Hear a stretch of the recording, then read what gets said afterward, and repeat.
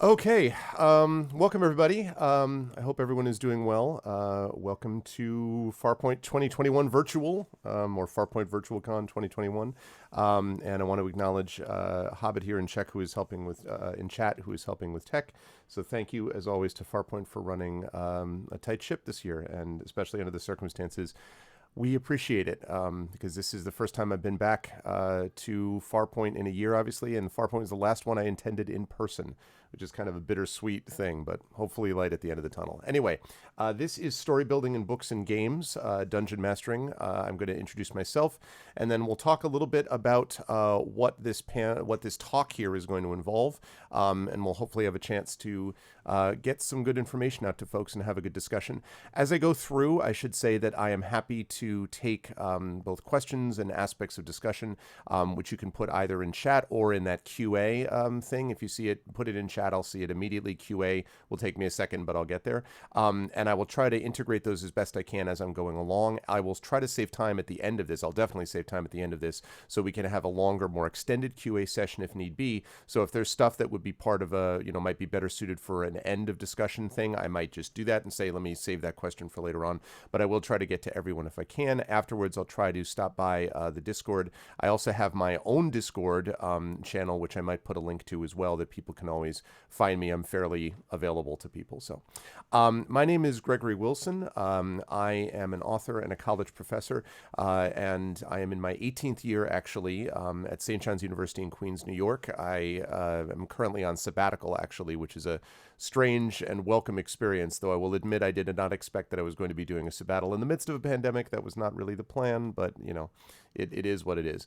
And the reason that I'm doing this particular talk, which is a version of one that I've done before, is because I've found increasingly a connection between two worlds in which I spend a lot of time, and those are the worlds of writing, obviously, and game mastering. So a little bit of an introduction on that score. I first played D&D in 6th grade with a friend during recess, 1984. It was Keep on the Borderlands. I had no idea what was going on. I just knew that it was awesome and cool and exciting, and I have no idea even to this day what exactly we were doing there, except just going into caves and exploring, and that was really wild to me. I got the Red Box shortly thereafter, somewhere between 84 and 85, and then started acting as Dungeon Master for my long-suffering father in 1986 or so. So I have been DMing and doing stuff like this for 35 years. On the writing side, I have been writing probably since I was 8, and seriously since I was in college, and professionally since 2001. I had my first academic book in 2007, which recently had a second edition, actually, which just came out 2 years ago from Clemson University Press. First novel in 2009, and so I have 20 years of professional writing experience under my belt also. I run a Twitch TV channel focused on story and narrative in games under the moniker Arvin Eleron. At the end of this, I'll try to remember to put down a couple of websites for you folks, including that one. The Twitch TV channel started with video games, but over the years, more and more tabletop has trickled in. And so I now run 2 regular Dungeons & Dragons 5th edition campaigns. I am currently in the middle of a mini campaign following up with characters who ran through Tyranny of Dragons, which is called the Palace of the Red Pasha, before starting Eberron, which is going to be happening later this year. I do a campaign of, and I will get to that, I do not write for WotC, Amanda, but I do actually have something which, this is the benefit of being in one's office, is I can actually grab something that I forgot to pull out before. This, Tales and Tomes from the Forbidden Library, is a 5e adventure and sourcebook from Alligator Alley Entertainment that had a Kickstarter that had over 1,000 backers and over $27,000 a couple of years ago.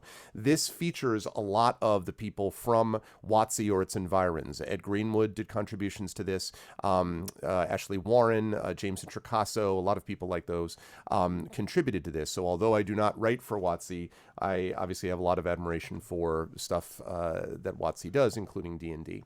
I also run a campaign in Adventures in Middle-earth with author Amal El-Motar and Brad Bollier, also a pretty prominent fantasy author.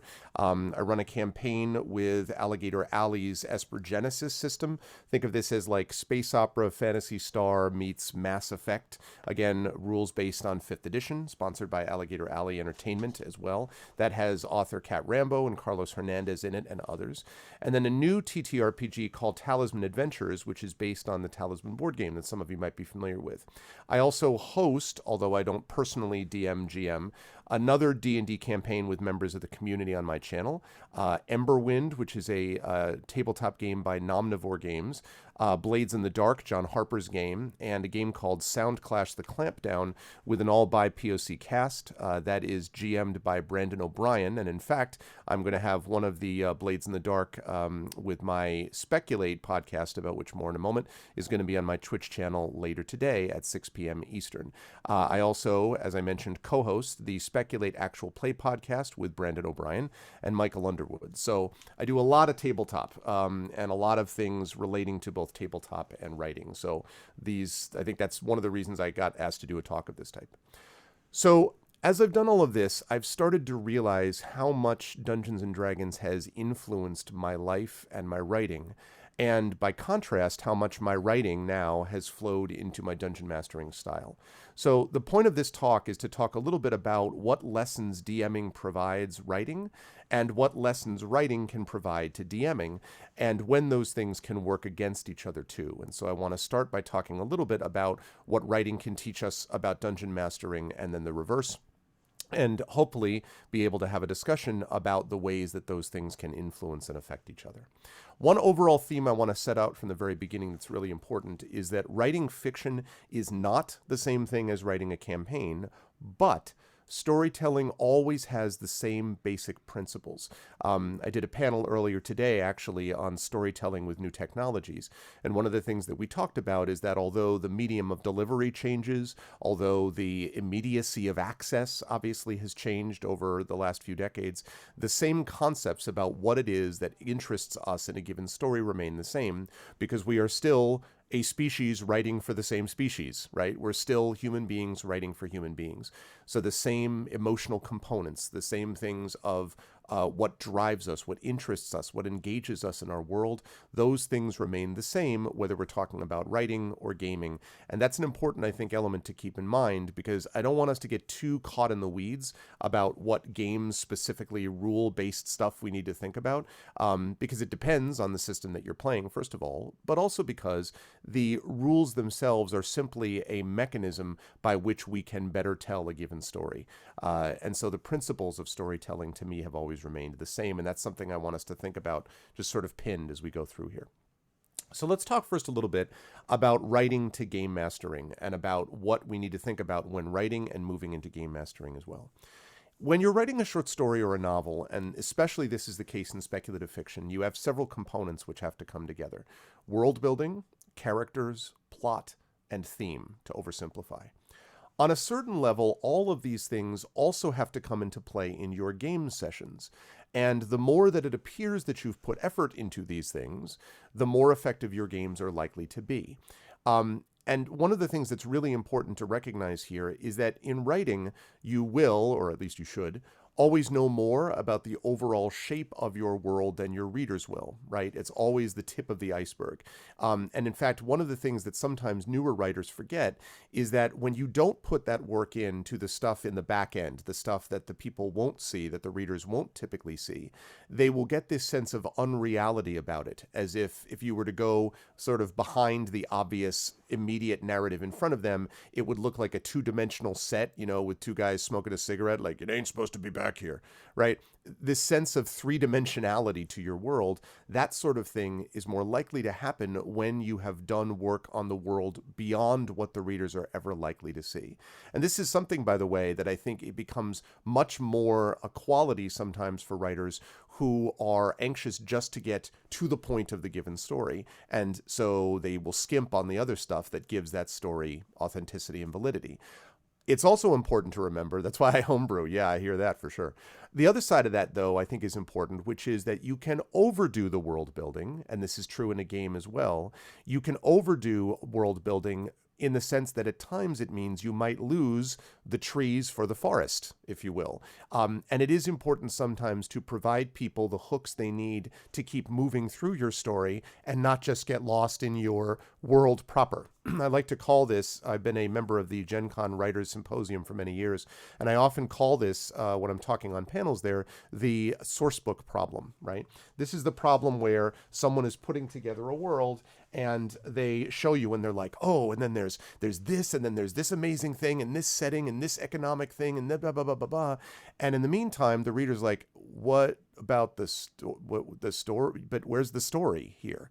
And so it's important to recognize that you need to keep balanced, both in writing and in game mastering, your world building to narrative flow ratio, right? And being able to move things forward is really important within that context. So because of this, it's important to recognize that you will always know more about, in game mastering, the overall circumstances of the world in which your players operate than they do, just like in writing. But there is one big caveat. There's one big difference here. And it's important because otherwise we can sometimes get a situation of what we call railroading in a campaign where you're basically pushing people through the story that you want to tell, rather than thinking of this as a collaborative storytelling exercise, which gaming ultimately is.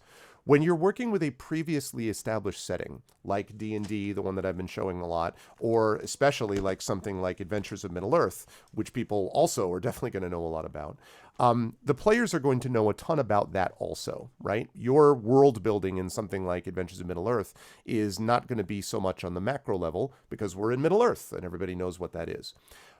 What the players do not know, though, are the ways in which you bring particular characters to life, the development of NPCs you provide, and the fine details. That is still the most important part of the world which you're showing them. And that again gets back to this question of not losing the trees for the forest. In a way, people know they're in Middle-earth. Yay! And they get to be able to see different characters that are introduced to them with which they're familiar. Gandalf, yay! Radagast, yay! Bjorn, yay! Right?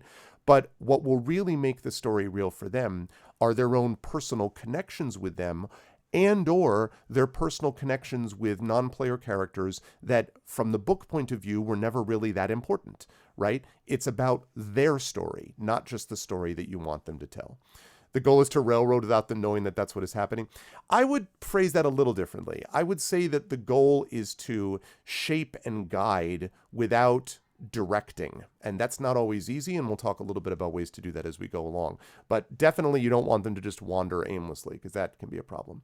So in the process of doing your work in game mastering and in writing, effort needs to be put into the fine details, right? You need to be thinking about the environments your readers are going to be going in your books, and you need to be thinking about the environments your players are likely to go, and having things ready to work with them when they do, which is especially important because, as we know, as every game master knows, no game story has ever survived contact with a player group, right? They will always go in a different direction.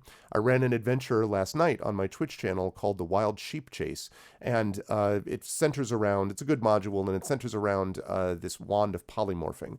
At one point, the party that I was using decided they needed to break the wand, fair enough, but the person doing it wanted to use his rapier to skewer the wand and then wave it around wildly like a hot dog on the end of a poker. Not something I think the, adventure designers were like, oh, this is clearly how it's going to work. It was really funny. It led to real fun and engagement and a memorable part of the story. And if I had said something to the effect of like, nope, can't happen. No, ridiculous. Doesn't say so in my book right here. It doesn't. If I did that, then all of a sudden they feel like, well, this is not really our story at all.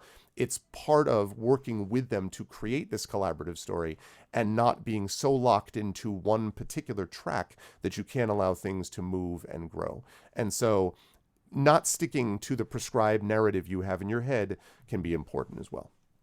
The other thing I want to talk about relating to this subject of how writing can influence DMing is that how you invest your characters with life also matters. And that's probably the most dynamic way your players will interact with the world around them. So you have to make sure that you put a lot into those characters as you make them. That means not just the sort of two-dimensional, I'm a merchant guy, but something where you know a little bit about what the merchant is doing in your particular setting. This doesn't need to be enormously extensive. Not every shopkeeper needs to have a 10-page backstory, right? But it means you should have a sense of the goal that the shopkeeper has in having set up that shop in the first place. Did they do this because they have a family that they're trying to provide for, and they really don't want to hear about the latest adventuring, story because they kind of wish they were an adventurer? They just want to sell you their stuff so you can get out the door. That's all you need to know. And if you know that, it's going to color the way that your interaction with the characters goes, just the way it would if they were really excited because they have a second cousin who went off to go, adventuring in the mountains, and they always thought that was really cool and they want to know more from the characters. So in that particular case, just a little bit of information that you have in your mind can give, again, a certain authenticity to that character, which is important. And Amanda's quite right. The rule of improv almost always say yes, no question. The yes and thing that we always talk about is a big part of this too. As far as plot is concerned, in writing, the plot needs to make some kind of sense and be vaguely coherent, unless you're doing something super experimental. There are both books and games where that can work, but in general, you want the plot to have some general sense of something that makes sort of sense within the rules of the world that you've established. Overcomplication can confuse a reader, but overcomplication in a game system can really cause problems because it can drag everything down.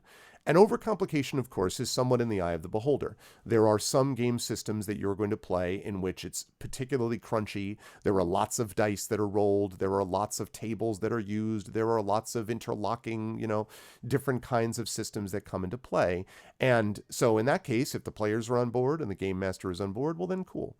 But I would still argue that having a sense of flow about how to manage when these question of rules interpretation come up is still going to be important, not only to keep from having bad feeling, but also to get this sense that there's some forward momentum to what is going on. And I think that's significant.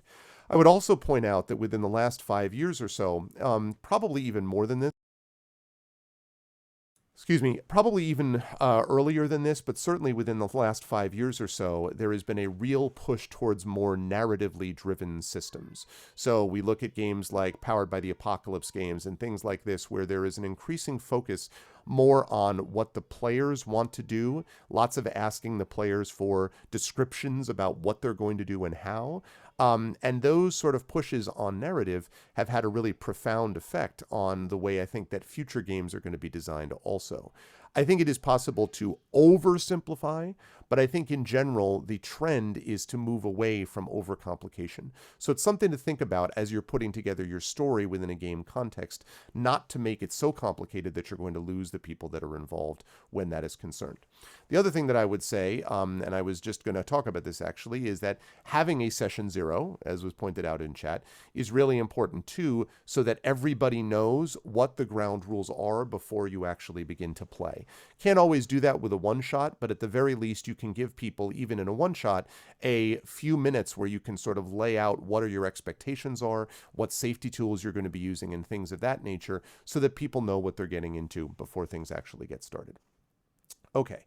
And the last thing I want to mention regarding this, about the writing and game mastering aspect relating to these main principles here, has to do with this question of theme.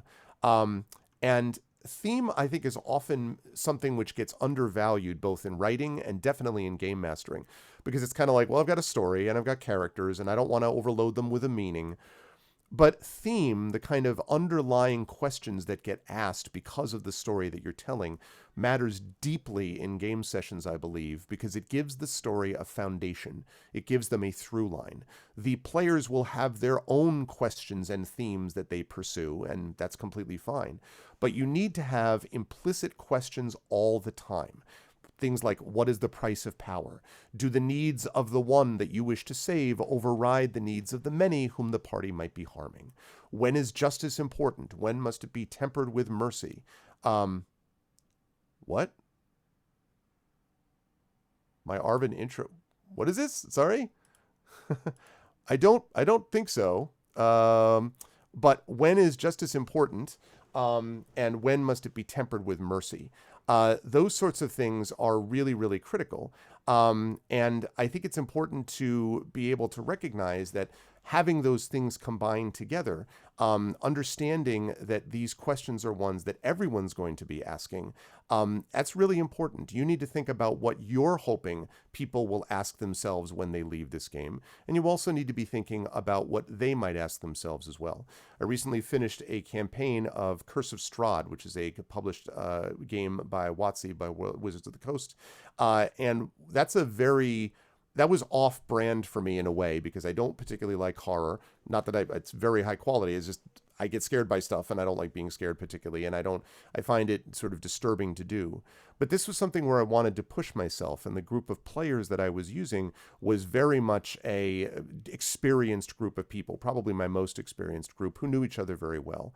And one of the things that came through, not only did they have their own questions they asked each other, but there were questions about how far would they allow their own individual desires to overwhelm or undercut the group desires, right? The group is trying to defeat Strahd, who is clearly the definitive evil within that land. And yet the individuals have their own decisions to make. Are they going to choose the love of their family? Are they going to choose their desire to escape? Are they going to choose these other aspects, right? These things are very valuable questions for them. And yet ultimately, at a certain point, they had to decide, am I going to follow my own individual desires over the desires of the group as a whole, over what the group is going to manage and going to do? And that becomes extremely important for the overall success of the adventure. Ultimately, the adventurers were successful in getting through that. They did defeat Strahd, but they only did it because at a certain point, they could subjugate their own individual desires on behalf of the whole. And that I find to be a very interesting question. And it's an example of what Strahd and adventures like that will allow you to do. Okay. In writing, you're always creating story arcs, right? You're always creating the arc of a character, or the arc of that's a good question. I'll come back to that, AJ Whitman. Thank you. I'll come back to that in a minute. The arc of a character, the arc of a chapter, the arc of a book, the arc of a series. Loosely based, it's beginning, middle, and end, but we're talking about something more comprehensive, obviously, than that. In game mastering, doing the same sort of thing is critical if you're going to give people a sense of progression and tension and, yes, closure. And I'm talking here, of course, about extended campaigns, not a one-shot thing that you just do with a group of people at a con or that you do with some friends just for one night or whatever. But if you're talking about something, although even that, I would argue, does have a little bit of a small little mini arc, beginning, middle, and end to it. But definitely in a campaign, you have something like this. And it's important to do that even when you're doing of something like a sandbox. Sandboxes are very popular these days. Everyone wants a sandbox, both in video games and in tabletop, where they can go anywhere and they can do anything. That's what they say. They don't actually want to do absolutely anything. Because truthfully, if they wanted to do that, they could do it outside of a game universe, right? What they really want is to be able to have meaningful choices presented to them where the world shifts and adapts based upon the choices that they make. So campaigns where parties just drift aimlessly from one dungeon to the next, killing everything that moves, I mean, those may work for some people, and if that's the kind of thing you like to do, sort of a Monster of the Week campaign, that's cool. But even then, I would argue that players and characters are developing over time. And I find that if all it really is just, what do you want to do? I don't know. What do you want to do? I don't know. That tends to be staggeringly boring for all concerned, and it usually collapses in that regard. And so having an arc makes it much more likely that a campaign will last. And, by the way, having the confidence to know that creating a new arc is always possible and preferable to just dragging something out for decades is important also. Because we know that in writing, a world succeeds because of its richness and because of the relationship that a reader builds with the author, the creator of that world, not just because of one single plot. This is why I always tell people you want to be an author, not just a person who wrote that one book. You want to be an author that wrote many books. You want people to talk about you as an author that they can come to for good fiction, not the person who wrote that one book that one time. Again, unless you're Harper Lee, in which case, obviously you get a pass there. But the point is, you want to be considered an author, not just a producer of a single book. Similarly, in gaming, a game succeeds because of the players and the dungeon master and the world they've collectively created, not just because of one character or one story or one particular thing that happened. It's about all of those things in the aggregate that we end up being interesting here. All right, I want to come back to that question that A.J. Whitman brings up about themes before I get into this next question about writing. Themes are themes usually in the vein of moral ethical dilemmas. I don't think they have to be, but I think that themes almost always will involve a moral or ethical decision. Whether it is this question about one versus the many, whether it is this question about what one values. Does one value safety, comfort, being well off in a given society, or does one value community building and being able to work with others to produce something better for the world in general? And I should say that these things are not always in conflict. Sometimes, many times actually, the players will come up with a third option, right? The players will have a third way. They will have a way to be both comfortable and safe and also provide comfort and safety for others. And part of what might come up is the idea that they question the binary choice in the first place, right? They might question it and say, why does it have to be that either you can be safe or they can be safe? Why can't we all be safe? So they can question the fundamental premise. That's really great too. So I would say that themes don't have to be like devastatingly moral or ethical dilemmas. They can just be, how do I make a living? But even under that sort of question, that simple concept, how do I make a living, there are ethical and moral considerations contained therein, I think. And that's a good question. Thank you. So writing requires practice, and game mastering does as well. Writing requires discipline and focus, and game mastering does as well. And so you need to be preparing mentally well before you actually sit down to write and well before you actually sit down to play. One of the things that sometimes frustrates me as a writer is when someone talks about the idea of, all right, I'm going to go write. I've got to go prep to write. And they write, and literally when they sit down and pull out the keyboard is the first time they've thought about the writing since that very moment. And then they're surprised when they use up, let's say they gave themselves 2 hours to write, they use up a half hour of that at least, figuring out what the heck it is they actually want to do in that session. That's wasting time because they haven't done a kind of mental pre-writing as they're going through their workday, thinking about, I'm going to do this little bit of dialogue, or I have this concept that I'm going to be able to put in here, or I really want to be able to show this scene. I think I know how to do the flashback in my short story because it's da-da-da-da. Those are things you can be thinking about before you ever sit down and put hands to keyboard. And once you actually then sit down and do it, your brain will be not having to spin up from the very beginning, not, like starting an engine in cold weather. Your brain, your engine, will already have been warmed up before then. And so pre-writing becomes really important, I think, mental pre-writing. Same thing applies again for game mastering. So before I do a session, I always am thinking a little bit, not just about the specific adventure that we're doing, but about the larger questions. At the end of a session of gaming, I always try to write down a couple of questions that I will use to then remember what I'm doing next time so that I can look and go, I wanted to know about what this character is going to be doing over there. I want to ask them about this question about where they're going to be, putting up this tower that they want to build, or what treasure they said they wanted to find, or what about that mysterious merchant that disappeared after stealing some gold from them.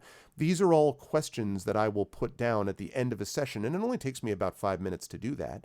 And then I can then take those questions and use them going forward. And that is why it's really important to know what matters to those characters also. And yes, exactly, Amanda. Finding out what your players want, tying in the background of the players is hugely important. The more background you have on your PCs, the better. Even if a lot of that background doesn't get used in the foreground, you're still going to be able to use it to shape the interactions that people have. In one of my campaigns, one of my very experienced players had told me at the very beginning that his character had left the Wood of the Sharp Teeth, and had done so because he really wanted to be more of a druidic character than a bard, even though his last name was Harper and his parents were bards, and all that sort of thing, and that he had left behind to sort of try to track down who he truly was. And much, much later, and I'm talking about literally months, this campaign took about 2 years to finish. And so months later, a new character was introduced. And when this character by my player Trendane was chatting with him on the boat shortly after they had met, this character said to him, you really do look like Misali, which was the name of his mother. And he was like, he said he actually had, the hairs went up on the back of his neck because I had given that new player some information about this, because his backstory was going to be that he knew this other character's parents. This person was an elf and so had lived much longer. And so that kind of stuff, you get that from your players and it is gold, because then they will buy into whatever you're doing and they feel like they matter, because they do. They matter to the story. They're fundamentally important to the story. So I always love that moment because it was an example of how those things could really tie together. Okay, now let's reverse the equation here. Let's talk about game mastering to writing. So let's go in the other direction. So game mastering, we know, is dynamic, it's improvisational, and it's collaborative, right? It is constantly moving. It is, as we said, yes and. It's working with whatever the players give you. And it is producing a collaborative storytelling event rather than just what writing can often be, which is to be more individual in nature. Although, of course, there can certainly be very successful collaborations in writing, but it's more standard to be writing something on your own. So writing is often not these things, but I would argue that it should be. Why? The best writing is understood as a bit of an implied contract between author and reader, and it is the relationship between them where the reception and the magic of books take place. I often talk here about this question of liminal space, which is, many of you may be familiar with it, but for those of you who aren't, liminal space refers to the space of in-betweenness. It is between where I am speaking to you and where all of you are at home, whether it's on home or on the road or watching on a phone or on your computers or whatever, taking in the words that I'm saying. All of you have individual and different experiences, and all of you will have been shaped by them, just as I am shaped by what I produce to you.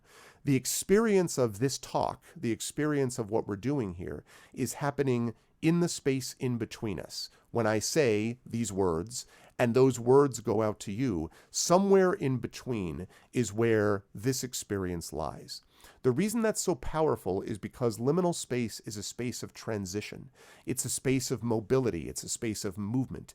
And it's a space where things can change from one thing to another.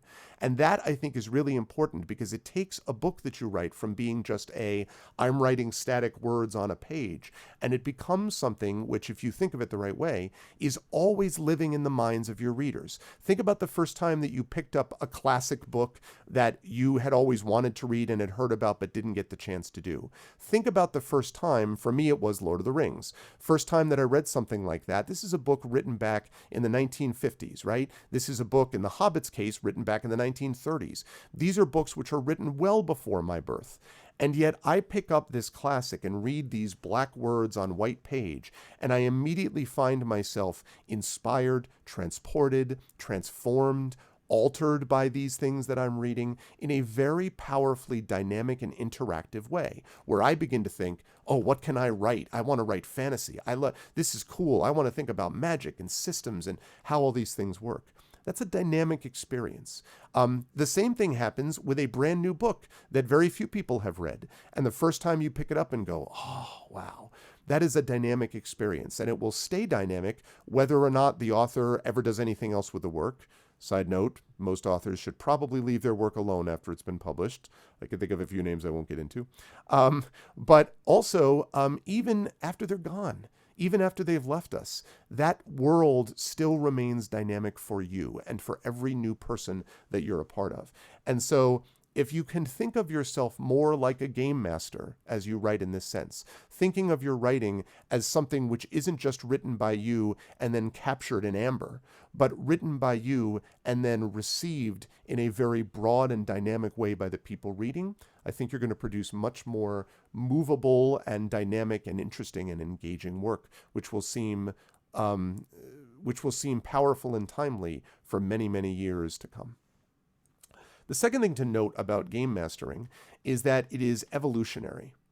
And as you receive feedback from game mastering, you alter your direction and you learn which things work and which don't. And I will give a good example of this from my own experience. I am not a particularly, I don't know, maybe nobody likes this. I hear sometimes people say, I don't really like conflict. I don't know that there's a lot of people who love conflict, but I know that they're out there, sadly.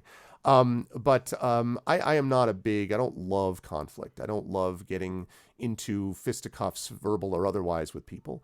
And one of the things about being a dungeon master or being a game master, is that there are times where your players are going to want things that you can't provide, or where players in their character forms are going to get annoyed with each other.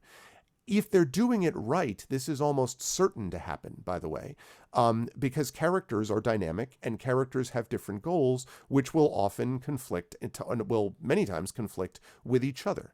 Even if they then subsume their individual goals to the needs of the many, they still are going to have those individual goals. When I first started dungeon mastering, game mastering many years ago, this that I've just described was intensely uncomfortable for me. I mean, like really disturbing. I did not want to deal with this at all. And so what I typically did in that scenario was I would jump in to stop it. I'd be like, okay, well, let's move in a different direction. Or, well, I think what they're trying to say is blah, blah, blah. And I think what this person is trying to say, this was a mistake.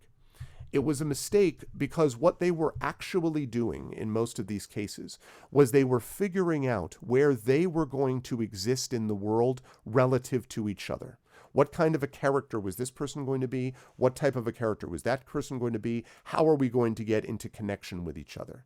And the result was that some of my early game mastering experiences, people enjoyed, but it felt a little flat. And it felt a little flat because they themselves were not as fully invested in it, because they just knew that Daddy was going to jump in and stop anything from getting too intense. That is a mistake.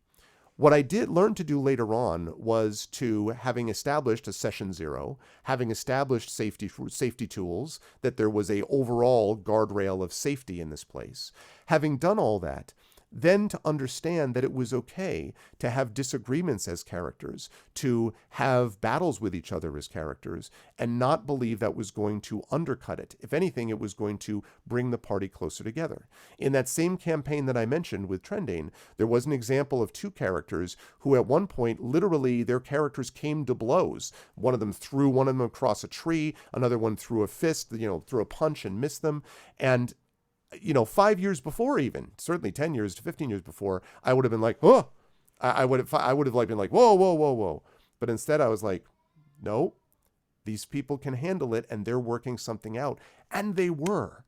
In fact, what they ended up discovering was that in a way, the other person's perspective was probably the more accurate one for them. And they almost ended up inverting positions based upon this interaction that they had had. Had I jumped in, had I stopped it, not only would I have added an element of artificiality to the proceedings, but it would have meant that these characters who later on were willing to die for each other, that were willing to go to the mat for each other because they'd been through the wars, figuratively and literally, because they had been willing to fight each other, but with the mutual respect that eventually we're all going to come together out on the same side. So being able to allow people their space, right, is really, really important. And that's something which I didn't do at first, and I have learned to do in those years. And so that's the value of taking feedback and learning from it. Exactly. Persuasion and bluff rolls, let the dice decide. That's true sometimes, but yeah. But a lot of it is just trust, honestly, trust. And so in a similar way, the best writers are ones who continually learn and get better over the years, taking feedback from teachers and beta readers and editors, and obviously the reading public. So you need to evolve and learn just like game masters do. If you believe that you now are capable of writing a complete sentence and you can write a paragraph that kind of sounds okay, that doesn't mean that you've arrived. Everyone has the experience of feeling like, when someone attacks their baby, right? When someone lights into there and says, really, I think you ought to fix this, this, this, and this. But you've got to be willing to sit with that feeling for a moment and really ascertain the validity of the comments being raised. Because if you don't do that, you won't get better. And here's why that matters. Writing is not being done exclusively for you. If it were, you could just write a diary. You could write a journal, right? You could record a video log. You don't even have to write. You could do stuff for yourself if it's just about what matters to you. But that's not what writing is. writing at the level we're talking about is about communicating what you value to someone else, being able to make it possible for them to access the emotion you feel. You're not trying to write so that they will agree with you on everything, or that they'll like every character that you make, or that they will have every plot line as the plot line they would have written. But you need to be able to write in a way that they can access it and find it engaging and say, that was really cool. I don't think I would have written that, but I'm glad that I read it. Or, I don't know that I like this particular book, but this person can really write. I want to see the next thing that they're going to write, right? That's what you're ultimately doing. And you can do that when you understand that you are working with an audience to, in a way, produce something that we both will ultimately be able to value. Not saying it's as collaborative as something like game mastering is, but it is something where thinking about your audience does make a difference here. Okay. Last comment that I want to make similarity here is that game mastering also requires a certain confidence and faith, just like writing does. And if you can handle 4 or 5 or 6 or 10 or 35, I did it once with a game of Werewolf, don't ever do that, or 5, or in my case, multiple different campaigns over 25 different people that I DM or GM for every month, you can handle a single work of fiction. So learning from game mastering that you can roll with the punches should also help your confidence and faith in your own writing as well. All right, that leads me to a couple of these differences here before we wrap up with a couple of final questions from folks here. The first difference is that game mastering requires usually broader strokes than writing does. So characterizing NPCs, for example, can be done by emphasizing particular details. This one is shuffling along, they have a pronounced limp, or they speak with a particular kind of rough accent, or they have, they tend to be nervously like looking left or right all the time, something like that. That sort of thing, a little bit of that can go a long way when you're doing a game because it gives people a sense of who that character is. Obviously, the more the NPC is on stage, the more that they interact, the players do, with the NPCs, the more subtlety is introduced and the more details you're going to need to have. But the point is, generally in game mastering, you can get away with doing a few things here as well. As far as the book is concerned, in a book, you have a lot more internal headspace, right, and narrative perspectives to play with than in a game. So while subtlety in game mastering sometimes can be lost because you're doing all of these extra details and the players are kind of zoning out because they're really waiting to get back to when they get to tell you what their player is doing, right? In the opposite direction, if you tried to just get away with this person was just looking left and right all the time, and that's all you do in describing a given character that someone's interacting with in a book, that stuff often then seems amateurish in fiction, right? This is the whole, let me tell you what happened in my D&D adventure, right? And usually everyone's like, if they're friends, they like it. If they're people who are playing a D&D game themselves, they may like it. But are they going to go buy a book that's just like this cool thing that happened once at band camp or the equivalent? I don't think so, right? So that tends to lead to boring and self-indulgent and lousy fiction. We sometimes talk about this in terms of don't let them hear the dice rolling on the page, but it's more don't let them hear what mattered to you only as a part of that. So that's a big difference between the two worlds. No, this is an MXL 990 microphone, actually. The second difference here is that game mastering is designed for you and your players, although there's one big caveat I'll get to in a minute, so you can tailor the story for them.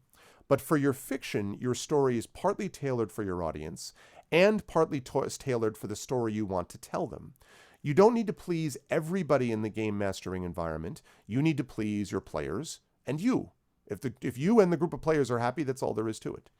In writing, you need to consider a larger audience.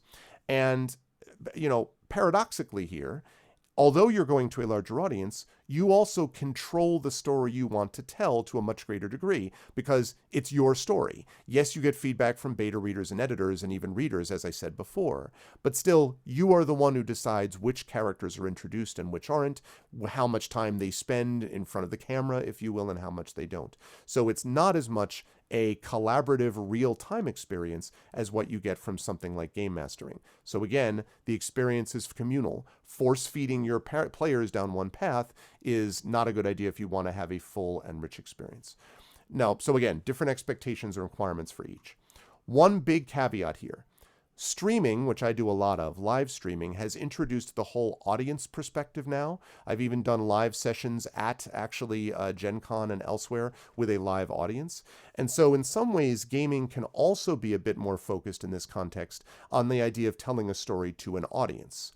But even there, at base, the audience really wants to see a great relationship between the players and the game master. And to get there, the game master needs to still think first of their players. So streaming does include the thought of the audience, but it doesn't still get away from what matters most in game mastering, which is the decision, the relationship between the game master and the players. Yes, as long as you don't go full Hunger Games. Okay, so I think we have about 7 minutes or so to talk about questions here. I know that was a lot of info. Let me start with Jennifer's here. Going into a new long-term campaign, how much input and collaboration do you encourage between yourself and players to work up characters, i.e. making suggestions to players with character concepts that would negatively affect the player, party, and players? That's a very good question. I think it's important to really give players a sense of the world that you're going to be doing, to really talk about the world that you're doing before they get into it. We're going to be running an Eberron campaign on my channel in a few months. Now, I'm a big Eberron fan. I mean, it's got lightning rails and steampunky and like artificers and warforged, like what is not to like about Eberron? But I'm a big fan of that. And so one of the things I love about Eberron is that it introduces the concept of group patrons, where you have one person who's basically responsible for a group. So the group can be like a group of newspaper reporters, or they can be a group of mercenaries, or they can be a group of spies looking for a king, right? Working for a king.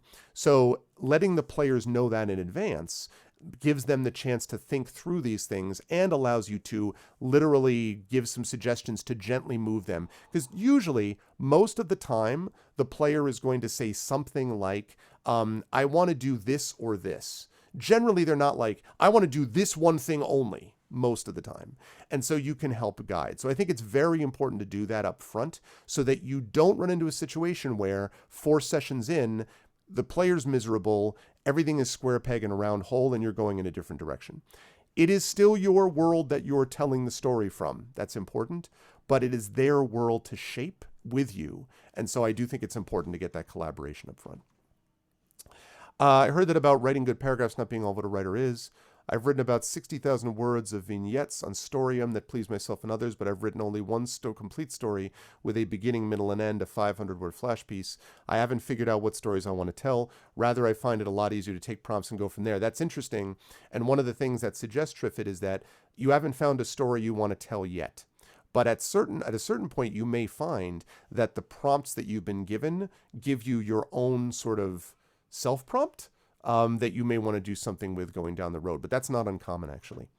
I will do cold openings at the start of a game. We'll start with 0 knowledge. Sometimes, I find, though, that if I'm doing an extended campaign, it's much easier to get buy-in if I tell people the nature of the world that they're doing. Now, it's very important to recognize that the nature of the world does not imply the nature of the story you're about to tell, or at least the specific details. So for Curse of Strahd, they knew they were going into a gothic, horror, spooky, vampire, like they knew about this thing, right? They knew that, but they had no idea all of the things that were about to happen to them, and frankly, I didn't totally know either, because it was partly dependent on where they were going to go, right? And it was dependent on their backstories, their ideas, their character concepts. So I wasn't totally clear, on that stuff either. And it was dependent on what we were going to do together. But the important thing was they knew what they were making their characters for. And they knew the flavor of it. They knew that it was going to be very different than heroic fantasy. They had just finished heroic fantasy with the Tyranny of Dragons campaign. Now they were doing Curse of Strahd, which was very spooky. When they go into Eberron, they're going to be, going into yet again a different kind of noirish feel. So that's really important as well, to be able to give them a sense of what the kind of world is. It will also help you avoid problems where someone's like, yeah, I don't want to do that. Because I ran past them the Strahd thing, and I'm like, are we all cool with this? Because if someone had been like, I can't, no, that's way too freaky, no. Then I would have been like, then we were going to do something different. Because it was more important to me to include this group of players than it was to include this particular system. So that kind of knowledge up front really helps, I think. Okay, I think we have time for one more quick, if anyone's got a quick question. But while we're waiting, I'm just going to put in a couple of websites here. These are things you might want to check out if you were interested in this. That is GregoryAWilson.com is my website. ArvinElleron.com is my Twitch channel's website, and SpeculateSF.com. And lastly, this twitch.tv/ArvinElleron is my Twitch channel. And again, I'm going to have actually a campaign, the Blades in the Dark campaign with my Speculate crew. I am not DMing or GMing this. I host it on my channel. So if you want to see more discussions of things like this and see this put into action, you can check that out by going over to that channel as well. And I'll also mention that next month I have a Kickstarter running Gray Shade, my Gray Shade universe, a religious assassin who kills in the name of his god. My pitch line is, what if Jason Bourne were trained in 15th century Rome in the ways of magic? This is going to have both a set of novels, it is going to have a tabletop board game, and a tabletop role-playing game, and even an audiobook. So we're launching a whole universe with a bunch of companies involved. So I'm very excited about that, and that is going to be launching next month. Otherwise, I think we're about 2 minutes to go, if I'm not mistaken. So if anyone has any quick questions, I can answer them rapid fire, like 10 seconds each. Otherwise, I will say that I am available in those places that you see, and I'm happy to take questions from folks afterwards. Either there, you can also pop on. If you go over to my Twitch channel, there's a link there to get into my own Discord as well, so you can drop me a line on that Discord. I'm very proud of the community we've built. In fact, I see a couple of people in our chat right now that are from that community, and I really appreciate that community. They are a very kind group of people that lovingly calls themselves the Arvinauts. And so I'm really proud of that community. And if you are looking for other like-minded people who love this kind of nerdy /fanish / gaming, fantasy, and writing related stuff, you can find a lot of value there. Otherwise, I do want to also thank Farpoint, and I want to thank Hobbit here for having run tech. And really, the volunteers, as always, are the way that conventions work, and they don't get enough credit, and they need to get more. So I want to thank them and Farpoint for doing a great job also. So otherwise, if folks have no more questions, no? Okay. Then I will say thank you to everybody. This was great. Thank you so much. Thank you for being a wonderful audience and for the really interesting discussion and questions you had in chat. And I guess I will see you folks down the road. Thank you all very much. Oh, Twitter. Thank you. Here's my Twitter. And I have that as well. And yes, please head over and follow me over there if you like as well, and we can talk more. Thanks, everybody. And I think we're good. But thank you so much. Yep.